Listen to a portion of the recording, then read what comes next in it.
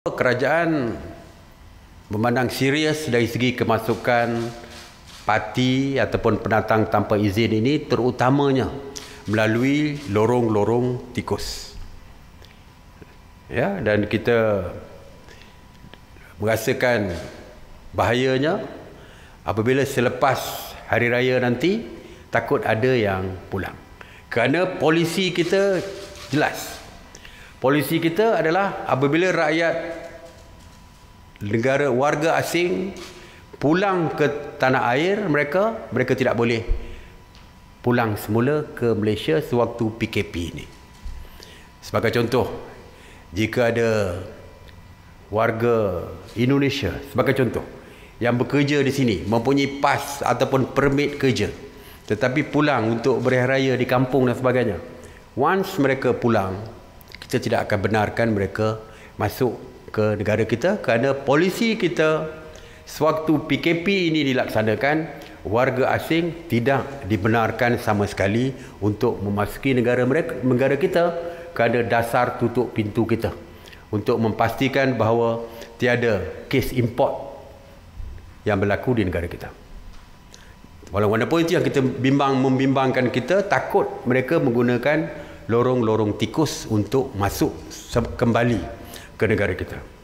Oleh itu, operasi benteng ataupun ops benteng telah pun dilaksanakan yang melibatkan Angkatan Tentera Malaysia, Polis Diraja Malaysia, Agensi Penguatkuasaan Maritim Malaysia, Agensi Keselamatan Sempadan Malaysia yang melakukan operasi secara bersepadu bagi mengawal ketat sempadan negara, khususnya lorong-lorong tikus yang mungkin akan digunakan oleh warga luar, warga asing masuk secara haram melalui lorong-lorong tikus.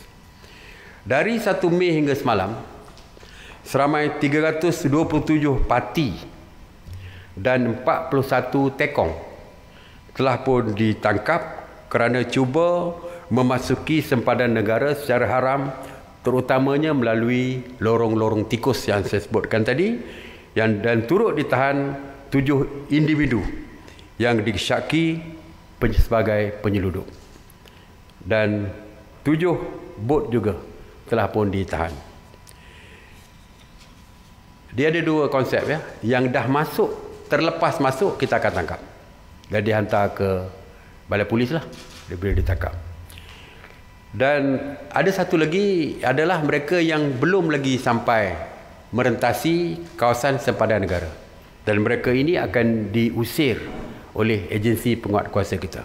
Setakat hari ini 86 parti telah pun diusir, 3 termasuklah 3 tekong dan juga 3 kapal yang diusir kerana cuba merentasi sempadan negara kita.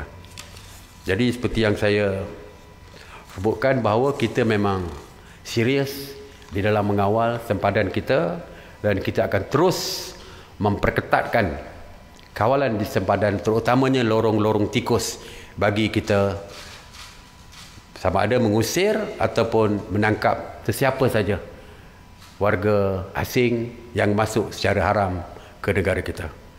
Ini bagi kita menyekat, bukan saja dari segi seperti biasa kita akan sekat warga asing ini, tetapi lebih bahaya dalam keadaan sekarang apabila COVID-19 ini agak serius di beberapa jiran kita, di negara-negara jiran kita. Jadi kalau mereka masuk, kita bimbang akan menghasilkan satu kluster baru, iaitu kluster import. Jadi sebab itulah kita bertegas di kawasan sempadan. Manakala di dalam negara, ops benteng juga dilaksanakan. Sehingga hari ini, ops benteng telah pun berjaya menahan 1,515 warga negara asing. Jadi selain daripada sempadan, di dalam negara juga ops menahan parti ini diteruskan.